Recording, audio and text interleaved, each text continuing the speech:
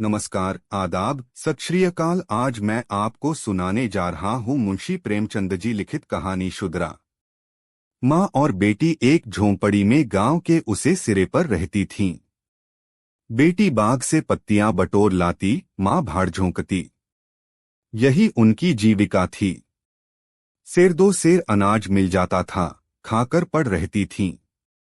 माता विधवा था, बेटी कुंवारी, घर में और कोई आदमी न था। माँ का नाम गंगा था, बेटी का गौरा। गंगा को कई साल से यह चिंता लगी हुई थी कि कहीं गौरा की सगाई हो जाए, लेकिन कहीं बात पक्की न होती थी। अपने पति के मर जाने के बाद गंगा ने कोई दूसरा घर न किया था, न कोई दूसरा धंधा ही करती थी। इससे लोगों को संदेह हो गया था कि आखिर इसका गुजर कैसे होता है। और लोग तो छाती फाड़ फाड़ कर काम करते हैं, फिर भी पेट भर अन्न मयस्सर नहीं होता। यह स्त्री कोई धंधा नहीं करती, फिर भी मां बेटी आराम से रहती हैं, किसी के सामने हाथ नहीं फैलाती। इसमें कुछ न कुछ रहस्य अवश्य है। धीरे धीरे यह संदेह और भी दृढ़ हो गया और अब तक जीवित था। बिरादरी में कोई गौरा से सगाई करने पर राजी न होता था। शूद्रों की बिरादरी बहुत छोटी होती है। 10-5 कोस से अधिक उसका क्षेत्र नहीं होता, इसीलिए एक दूसरे के गुण दोष किसी से छिपे नहीं रहते, उन पर पर्दा ही डाला जा सकता है। इस भ्रांति को शांत करने के लिए मां ने बेटी के साथ कई तीर्थयात्राएं की। उड़ीसा तक हो आई, लेकिन संदेह न मिटा। गौरा युवती थी, सुंदरी थी, पर उसे किसी ने कुएं पर या खेतों में हंसते बोलते नहीं देखा। उसकी निगाह कभी ऊपर उठती ही न थी। लेकिन ये बातें भी संदेह को और पुष्ट करती थीं। अवश्य कोई न कोई रहस्य है। कोई युवती इतनी सती नहीं हो सकती।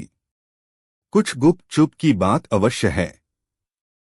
यूं ही दिन गुजरते जाते थे। बुढ़िया दिनोंदिन चिंता से घुल रही थी। उधर सुंदरी की मुखछवि दिनोंदिन निहरती जाती थी। कली खिलकर फूल हो रही थी। एक दिन एक परदेशी गांव से होकर निकला। 10-12 कोस से आ रहा था। नौकरी की खोज में कलकत्ता जा रहा था। रात हो गई। किसी कहार का घर पूछता हुआ गंगा के घर आया। गंगा ने उसका खूब आदर सत्कार किया, उसके लिए गेहूं का आटा लाई, घर से बर्तन निकाल कर दिए। कहार ने पकाया, खाया, लेटा, बातें होने लगीं। सगाई की चर्चा छिड़ गई। कहार जवान था, गौरा पर निगाह पड़ी, उसका रंगढंग देखा, उसकी सजल छवि आंखों में खुब गई। सगाई करने पर राजी हो गया। लौटकर घर चला गया। 2-4 गहने अपनी बहन के यहां से लाया, गांव के बजाज ने कपड़े उधार दे दिए। 2-4 भाई बंदों के साथ सगाई करने आ पहुंचा। सगाई हो गई, यही रहने लगा। गंगा बेटी और दामाद को आंखों से दूर न कर सकती थी। परंतु 5 दिनों में मंगरू के कानों में इधर उधर की बातें पड़ने लगीं। सिर्फ बिरादरी ही के नहीं, अन्य जाति वाले भी उनके कान भरने लगे। ये बातें सुन सुनकर मंगरू पछताता था कि नाहक यहाँ फंसा। पर गौरा को छोड़ने का ख्याल कर उसका दिल कांप उठता था। 1 महीने के बाद मंगरू अपनी बहन के गहने लौटाने गया। खाने के समय उसका बहनोई उसके साथ भोजन करने न बैठा। मंगरू को कुछ संदेह हुआ, बहनोई से बोला, तुम क्यों नहीं आते? बहनोई ने कहा, तुम खा लो, मैं फिर खा लूंगा। मंगरू, बात क्या है? तू खाने क्यों नहीं उठते? बहनोई, जब तक पंचायत न होगी मैं तुम्हारे साथ कैसे खा सकता हूं? तुम्हारे लिए बिरादरी भी नहीं छोड़ दूंगा। किसी से पूछा न गाछा, जाकर एक हरजाई से सगाई कर ली। मंगरू चौके पर उठ आया, मिर्जई पहनी और ससुराल चला आया। बहन खड़ी रोती रह गई। उसी रात को वह किसी से कुछ कहे सुने बगैर गौरा को छोड़कर कहीं चला गया। गौरा नींद में मग्न थी। उसे क्या खबर थी कि वह रत्न जो मैंने इतनी तपस्या के बाद पाया है, मुझे सदा के लिए छोड़े चला जा रहा है। कई साल बीत गए, मंगरू का कुछ पता न चला। कोई पत्र तक न आया, पर गौरा बहुत प्रसन्न थी।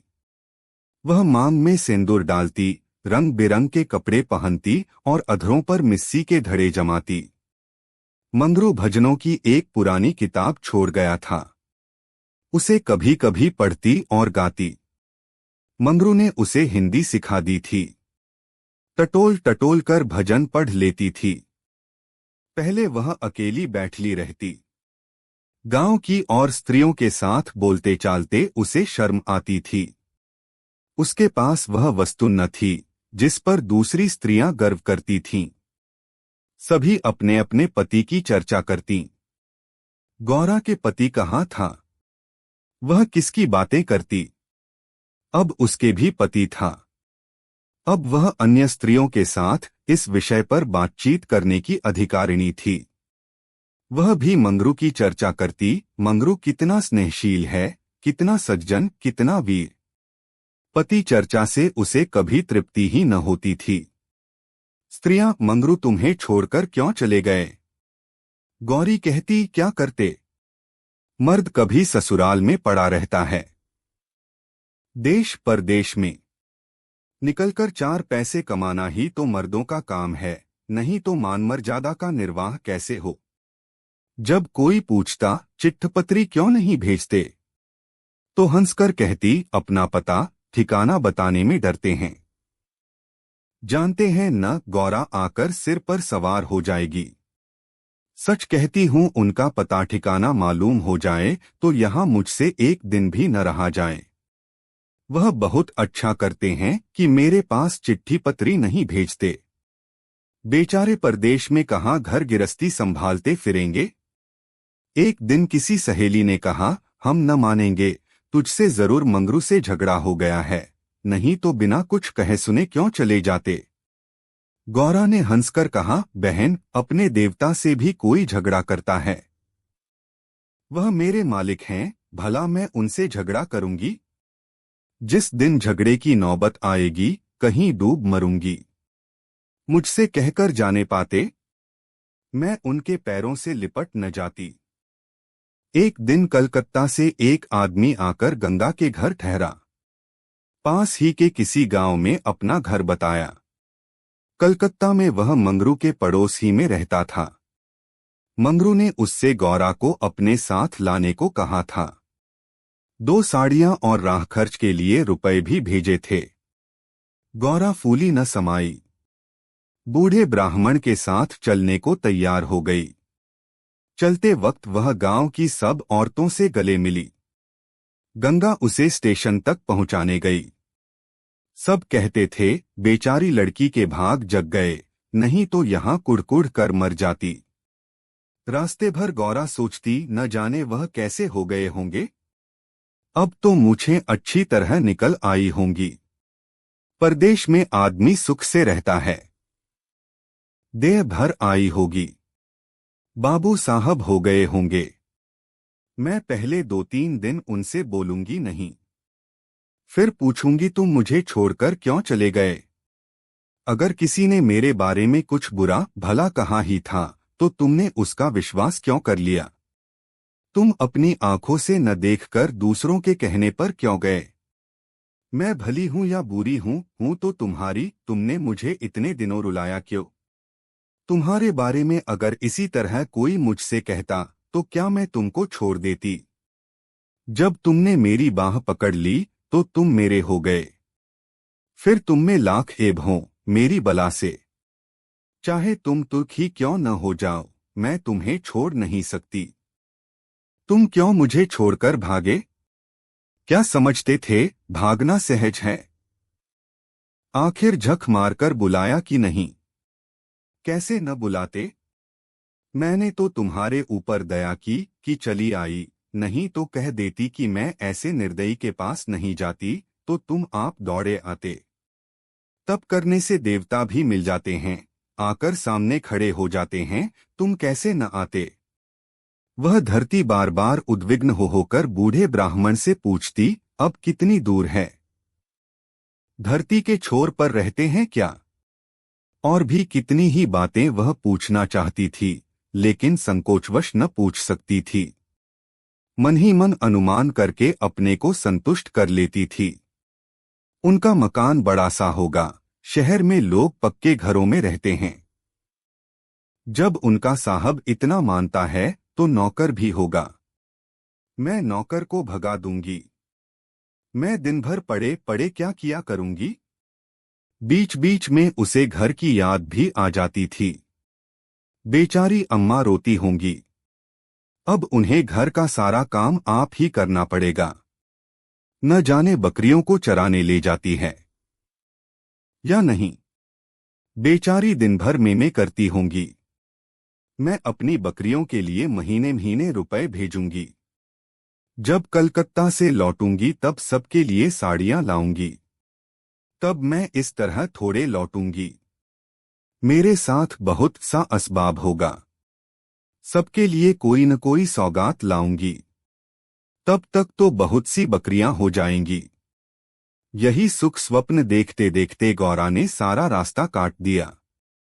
पगली क्या जानती थी कि मेरे मान कुछ और करता के मन कुछ और। क्या जानती थी कि बूढ़े ब्राह्मणों के भेष में पिशाच होते हैं। मन की मिठाई खाने में मग्न थी। तीसरे दिन गाड़ी कलकत्ता पहुंची। गौरा की छाती धड़धड़ करने लगी। वह यहीं कहीं खड़े होंगे। अब आते ही होंगे। यह सोचकर उसने घूंघट निकाल लिया और संभल बैठी। मगर मंगरू वहां न दिखाई दिया। बूढ़ा ब्राह्मण बोला, मंगरू तो यहां नहीं दिखाई देता। मैं चारों ओर छान आया। शायद किसी काम में लग गया होगा। आने की छुट्टी न मिली होगी। मालूम भी तो न था कि हम लोग किसी गाड़ी से आ रहे हैं।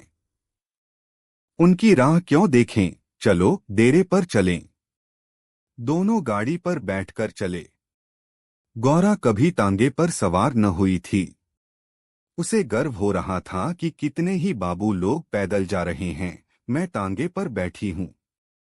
एक क्षण में गाड़ी मंगरू के डेरे पर पहुंच गई। एक विशाल भवन था, अहाता साफ सुथरा। साइबान में फूलों के गमले रखे हुए थे। ऊपर चढ़ने लगी विस्मय, आनंद और आशा से। उसे अपनी सुधि ही न थी। सीढ़ियों पर चढ़ते चढ़ते पैर दुखने लगे। यह सारा महल उनका है। किराया बहुत देना पड़ता होगा।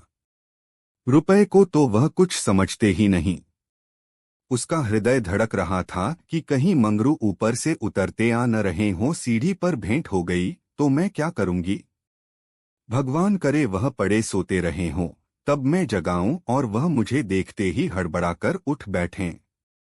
आखिर सीढ़ियों का अंत हुआ। ऊपर एक कमरे में गौरा को ले जाकर ब्राह्मण देवता ने बैठा दिया। यही मंगरू का डेरा था। मगर मंगरू यहां भी नदारद। कोठरी में केवल एक खाट पड़ी हुई थी। एक किनारे दो चार बर्तन रखे हुए थे। यही उनकी कोठरी है। तो मकान किसी दूसरे का है। उन्होंने यह कोठरी किराए पर ली होगी। मालूम होता है रात को बाजार में पूरियां खाकर सो रहे होंगे। यही उनके सोने की खाट है। एक किनारे घड़ा रखा हुआ था। गौरा को मारे प्यास के तालू सूख रहा था। घड़े से पानी उड़ेल कर पिया। एक किनारे पर एक झाड़ू रखा था। गौरा रास्ते की थकी थी, पर प्रेमोल्लास में थकन कहाँ। उसने कोठरी में झाड़ू लगाया, बर्तनों को धो धोकर एक जगह रखा। कोठरी की एक एक वस्तु यहाँ तक कि उसकी फर्श और दीवारों में उसे आत्मीयता की झलक दिखाई देती थी। उस घर में भी जहाँ उसे अपने जीवन के 25 वर्ष काटे थे, उसे अधिकार का ऐसा गौरवयुक्त आनंद न प्राप्त हुआ था। मगर उस कोठरी में बैठे बैठे उसे संध्या हो गई और मंगरू का कहीं पता नहीं। अब छुट्टी मिली होगी। सांझ को सब जगह छुट्टी होती है। अब वह आ रहे होंगे। मगर बूढ़े बाबा ने उनसे कह तो दिया ही होगा, वह क्या अपने साहब से थोड़ी देर की छुट्टी न ले सकते थे? कोई बात होगी तभी तो नहीं आए। अंधेरा हो गया।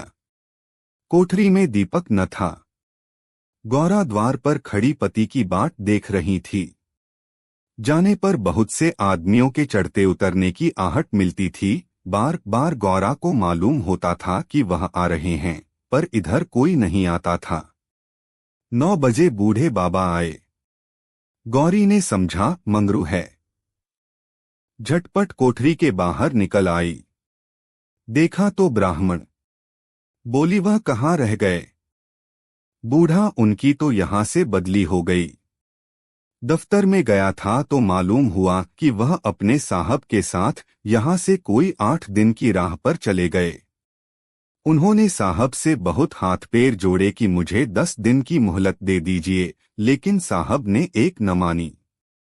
मंगरू यहाँ लोगों से कह गए हैं कि घर के लोग आए तो मेरे पास भेज देना। अपना पता दे गए हैं। कल मैं तुम्हें यहाँ से जहाज पर बैठा दूंगा। उस जहाज पर हमारे देश के और भी बहुत से होंगे, इसलिए मार्ग में कोई कष्ट न होगा। गौरा ने पूछा कै दिन में जहाज पहुंचेगा? बूढ़ा 8-10 दिन से कम न लगेंगे, मगर घबराने की कोई बात नहीं। तुम्हें किसी बात की तकलीफ न होगी। अब तक गौरा को अपने गांव लौटने की आशा थी।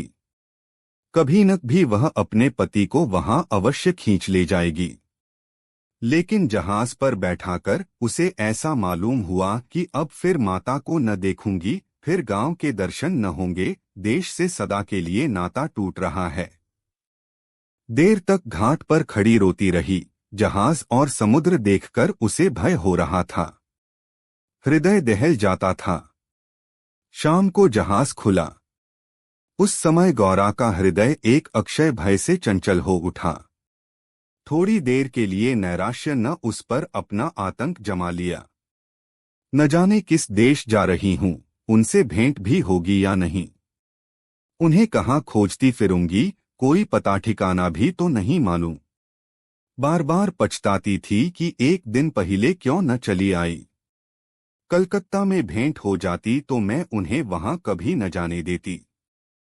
जहाज पर और कितने ही मुसाफिर थे, कुछ स्त्रियां भी थीं। उनमें बराबर गाली गलौज होती रहती थी, इसलिए गौरा को उनसे बातें करने की इच्छा न होती थी।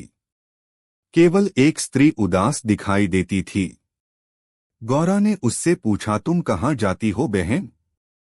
उस स्त्री की बड़ी बड़ी आंखें सजल हो गईं। बोली, कहाँ बताऊं बहन, कहाँ जा रही हूं? जहां भाग्य लिए जाता है वहीं जा रही हूं। तुम कहाँ जाती हो? गौरा, मैं तो अपने मालिक के पास जा रही हूं। जहां यह जहाज रुकेगा वह वहीं नौकर हैं। मैं कल आ जाती तो उनसे कलकत्ता में ही भेंट हो जाती। आने में देर हो गई। क्या जानती थी कि वह इतनी दूर चले जाएंगे, नहीं तो क्यों देर करती। स्त्री, अरे बहन, कहीं तुम्हें भी तो कोई बहकाकर नहीं लाया है? तुम घर से किसके साथ आई हो? गौरा, मेरे आदमी ने कलकत्ता से आदमी भेजकर मुझे बुलाया था। स्त्री, वह आदमी तुम्हारा जान पहचान का था? गौरा, नहीं, उस तरफ का एक बूढ़ा ब्राह्मण था। स्त्री, वही लंबा सा दुबला-पतला लतलक बूढ़ा, जिसकी एक आंख में फूली पड़ी हुई है। गौरा, हाँ हाँ वही। क्या तुम उसे जानती हो? स्त्री, उसी दुष्ट ने तो मेरा भी सर्वनाश किया। ईश्वर करे उसकी 7 पुश्तें नरक भोगें, उसका निर्वश हो जाए, कोई पानी देने वाला भी न रहे, कोढ़ी होकर मरे।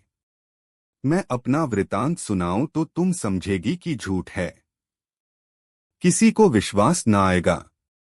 क्या कहूं, बस सही समझ लो कि इसके कारण मैं न घर की रह गई न घाट की। किसी को मुंह नहीं दिखा सकती, मगर जान तो बड़ी प्यार होती है। मिर्च के देश जा रही हूं कि वहीं मेहनत मजदूरी करके जीवन के दिन काटूं। गौरा के प्राण नहीं में समा गए। मालूम हुआ जहाज अथाह जल में डूबा जा रहा है। समझ गई बूढ़े ब्राह्मण ने दगा की। अपने गांव में सुना करती थी कि गरीब लोग मिर्च में भर्ती होने के लिए जाया करते हैं। मगर जो वहां जाता है वह फिर नहीं लौटता। हे भगवान, तुमने मुझे किस पाप का यह दंड दिया? बोली, यह सब क्यों लोगों को इस तरह छलकर मिर्च भेजते हैं? स्त्री रुपए के लोभ से और किस लिए? सुनती हूं आदमी पीछे इन सभी को कुछ रुपए मिलते हैं। गौरा मजूरी। गौरा सोचने लगी, अब क्या करूं? यह आशा नौका जिस पर बैठी हुई वह चली जा रही थी, टूट गई थी और अब समुद्र की लहरों के सिवा उसकी रक्षा करने वाला कोई न था। जिस आधार पर उसने अपना जीवन भवन बनाया था वह जलमग्न हो गया। अब उसके लिए जल के सिवा और कहाँ आश्रय है? उसकी अपनी माता की, अपने घर की, अपने गांव की, सहेलियों की याद आती और ऐसी घोर मर्म वेदना होने लगी मानो कोई सर्प अंतस्तल में बैठा हुआ बार बार डस रहा हो। भगवान, अगर मुझे यही यातना देनी थी तो तुमने जन्म ही क्यों दिया था? तुम्हें दुखिया पर दया नहीं आती? जो पिसे हुए हैं उन्हीं को पीसते हो। करुण स्वर से बोली, तो अब क्या करना होगा बहन? स्त्री, यह तो वहां पहुंचकर मालूम होगा। अगर मजूरी ही करनी पड़ी तो कोई बात नहीं, लेकिन अगर किसी ने कुदृष्टि से देखा तो मैंने निश्चय कर लिया है कि या तो उसी के प्राण ले लूंगी या अपने प्राण दे दूंगी।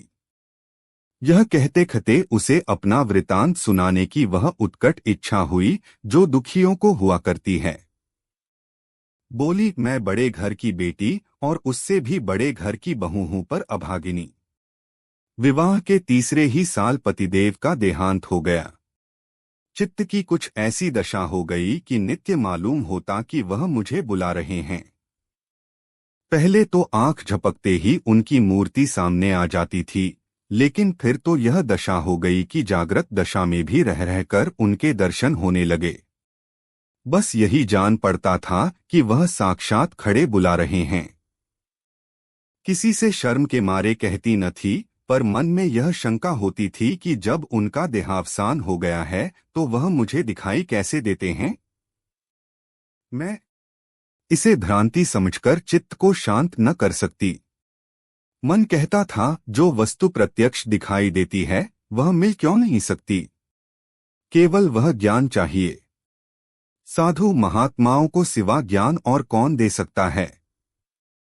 मेरा तो अब भी विश्वास है कि अभी ऐसी क्रियाएं हैं जिनसे हम मरे हुए प्राणियों से बातचीत कर सकते हैं, उनको स्थूल रूप में देख सकते हैं। महात्माओं की खोज में रहने लगी। मेरे यहाँ अक्सर साधु संत आते थे, उनसे एकांत में इस विषय में बातें किया करती थी, पर वे लोग सदुपदेश देकर मुझे टाल देते थे। मुझे सदुपदेशों की जरूरत न थी। मैं वैधव्य धर्म खूब जानती थी। मैं तो वह ज्ञान चाहती थी जो जीवन और मरण के बीच का पर्दा उठा दे। 3 साल तक मैं इसी खेल में लगी रही। 2 महीने होते हैं, वही बूढ़ा ब्राह्मण सन्यासी बना हुआ मेरे यहाँ जा पहुंचा। मैंने इससे वही भिक्षा मांगी। इस धूर्त ने कुछ ऐसा मायाजाल फैलाया कि मैं आंखें रहते हुए भी फंस गई। अब सोचती हूं तो अपने ऊपर आश्चर्य होता है कि मुझे उसकी बातों पर इतना विश्वास क्यों हुआ। मैं पतिदर्शन के लिए सब कुछ झेलने को, सब कुछ करने को तैयार थी। इसने रात को अपने पास बुलाया। मैं घरवालों से पड़ोसिन के घर जाने का बहाना करके इसके पास गई। एक पीपल से इसकी धुई जल रही थी। उस विमल चांदनी में यह जटाधारी ज्ञान और योग का देवता सा मालूम होता था। मैं आकर धुई के पास खड़ी हो गई।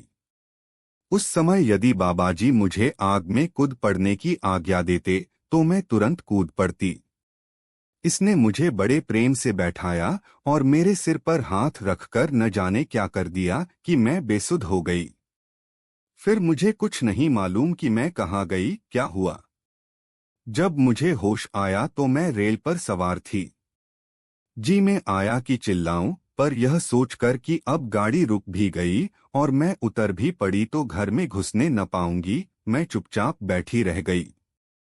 मैं परमात्मा की दृष्टि से निर्दोष थी, पर संसार की दृष्टि में कलंकित हो चुकी थी।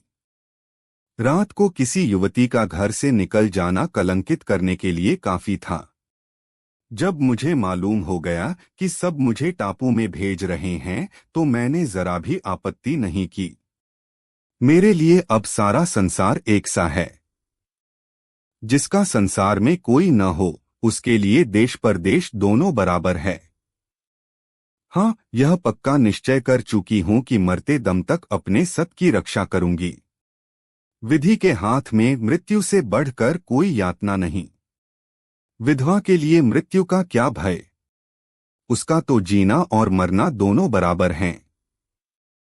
बल्कि मर जाने से जीवन की विपत्तियों का तो अंत हो जाएगा। गौरा ने सोचा, इस स्त्री में कितना धैर्य और साहस है। फिर मैं क्यों इतनी कातर और निराश हो रही हूं? जब जीवन की अभिलाषाओं का अंत हो गया तो जीवन के अंत का क्या डर?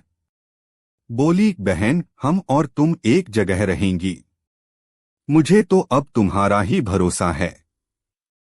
स्त्री ने कहा, भगवान का भरोसा रखो और मरने से मत डरो। सघन अंधकार छाया हुआ था। ऊपर काला आकाश था, नीचे काला जल। गौरा आकाश की ओर ताक रही थी, उसकी संगिनी जल की ओर।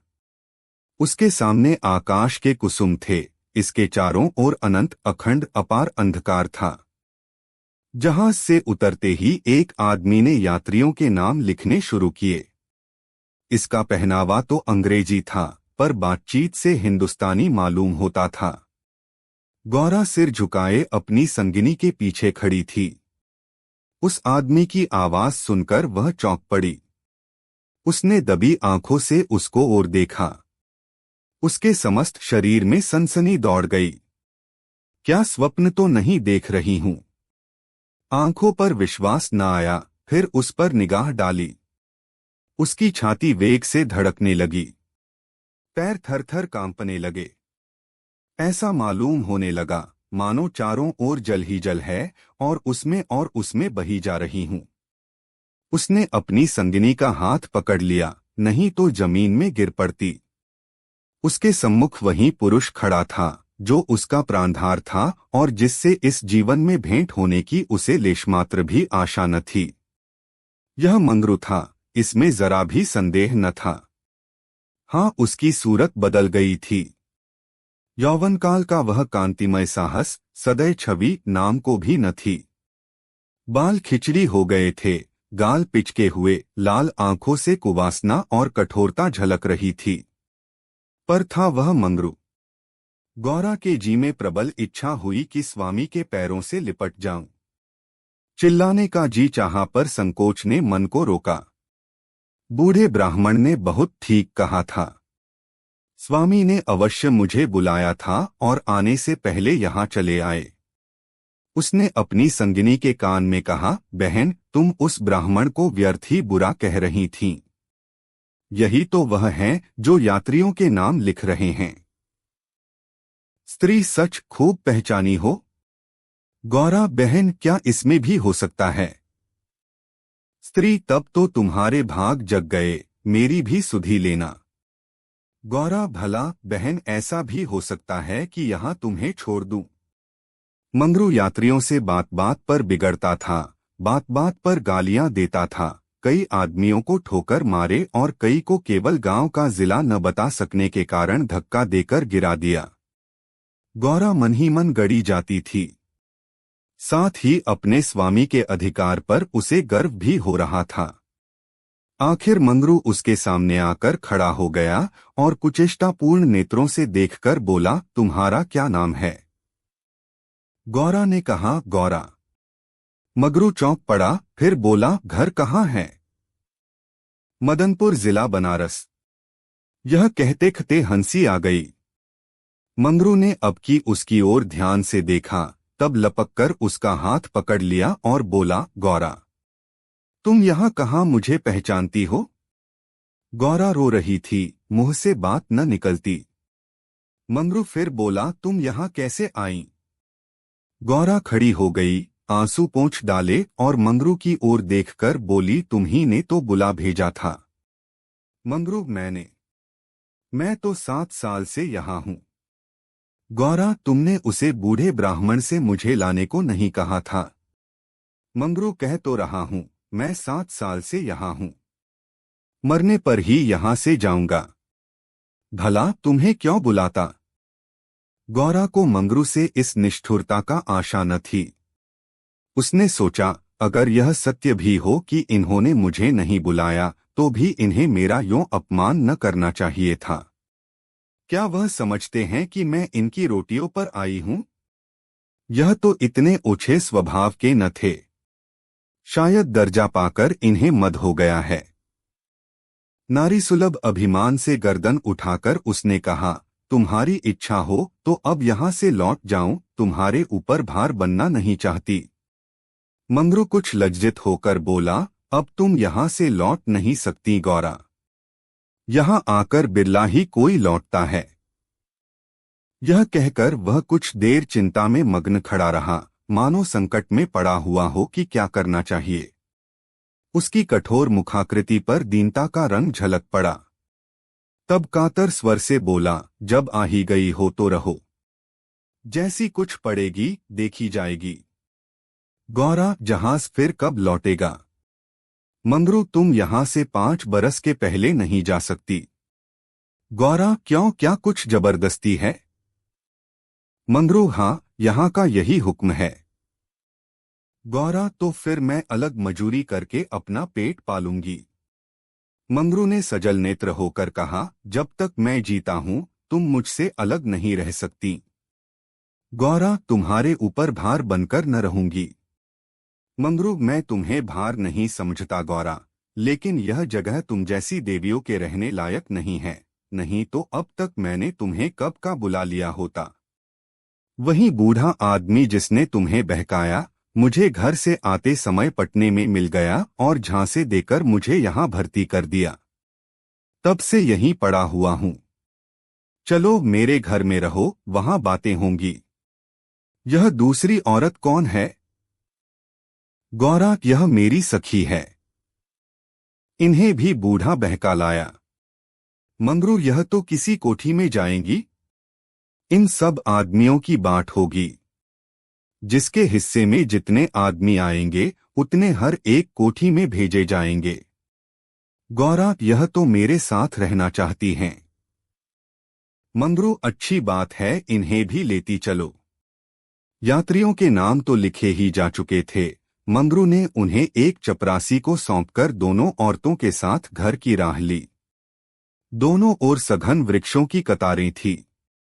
जहां तक निगाह जाती थी ऊख ही ऊख दिखाई देती थी।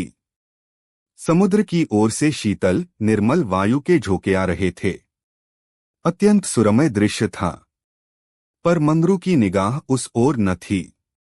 वह भूमि की ओर ताकता, सिर झुकाए, संदिग्ध चवाल से चला जा रहा था, मानो मन ही मन कोई समस्या हल कर रहा था। थोड़ी ही दूर गए थे कि सामने से 2 आदमी आते हुए दिखाई दिए। समीप आकर दानों रुक गए और एक ने हंसकर कहा, मंगरू, इनमें से एक हमारी है। दूसरा बोला, और दूसरा मेरी। मंगरू का चेहरा तमतमा उठा था। भीषण क्रोध से कांपता हुआ बोला, यह दोनों मेरे घर की औरतें हैं।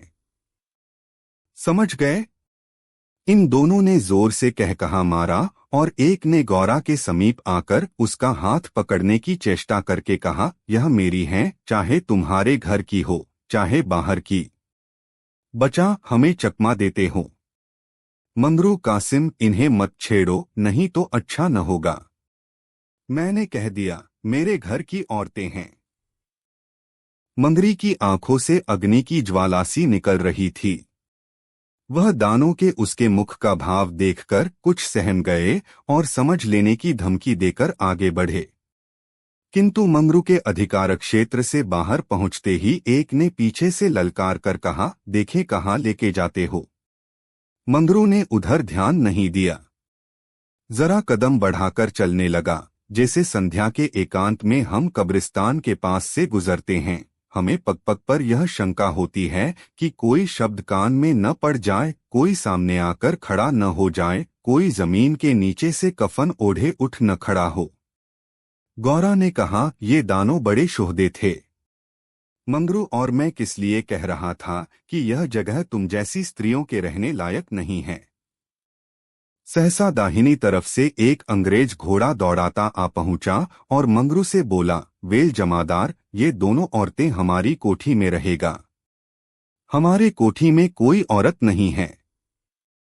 मंगरू ने दोनों औरतों को अपने पीछे कर लिया और सामने खड़ा होकर बोला, साहब, ये दोनों हमारे घर की औरतें हैं। साहब, ओहो, तुम झूठा आदमी। हमारे कोठी में कोई औरत नहीं और तुम दो ले जाएगा। ऐसा नहीं हो सकता। गौरा की ओर इशारा करके इसको हमारी कोठी पर पहुंचा दो।